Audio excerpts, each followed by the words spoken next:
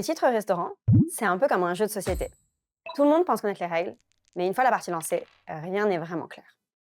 Faisons le point ensemble sur les règles du jeu et quelques cas particuliers à bien connaître. Tout d'abord, qui est concerné? Tant qu'il existe un lien de subordination, le principe est simple. Tous les salariés peuvent en bénéficier, qu'ils soient en CDI, CDD ou en apprentissage.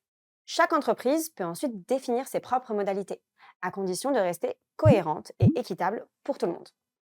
Ensuite, voyons les deux règles de base. Premièrement, les titres restaurants sont réservés aux salariés dont les horaires de travail incluent une pause déjeuner. Deuxièmement, un titre restaurant est distribué pour chaque journée travaillée. Autrement dit, il n'y a pas de titre quand le salarié est en congé, en RTT ou en arrêt maladie. Il existe aussi une règle d'exclusion à connaître. Si le salarié bénéficie déjà d'un autre avantage de restauration le même jour, comme un restaurant d'entreprise ou un remboursement de notes de frais, il ne peut pas le cumuler avec un titre restaurant.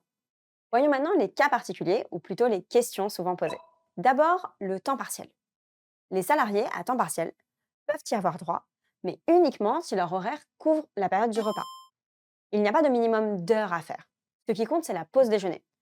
Par exemple, un salarié à 80% qui travaille 4 jours complets avec une vraie pause méridienne, il aura 4 titres. En revanche, une personne à 50% qui ne fait que des demi-journées sans pause n'y aura pas droit.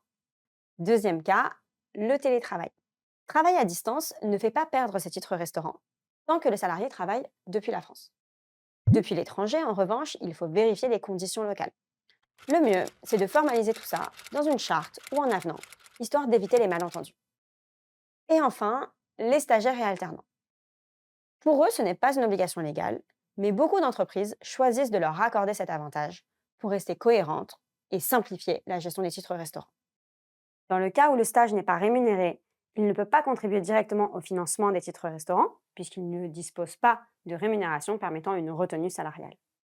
Cependant, l'employeur peut tout de même lui en attribuer, soit en demandant une participation symbolique, soit en prenant en charge le titre à 100%. Dans ce cas, la part excédant le plafond est prise en charge et est soumise aux cotisations sociales. En résumé, un titre, un jour travaillé. Il ne peut y avoir de cumul avec un autre avantage de restauration. Temps partiel ou télétravail, le titre s'applique dès qu'il y a une pause déjeuner. Notre conseil, tout formaliser dans une note interne ou une charte permet d'éviter les doutes et les mêmes questions qui reviennent tous les mois. Et pour éviter les calculs compliqués et les erreurs, beaucoup d'entreprises choisissent aujourd'hui de rendre le calcul transparent pour les collaborateurs via une appli ou un portail RH. Les salariés voient eux-mêmes combien de titres ils touchent et pourquoi. Vous connaissez les règles? À vous de jouer.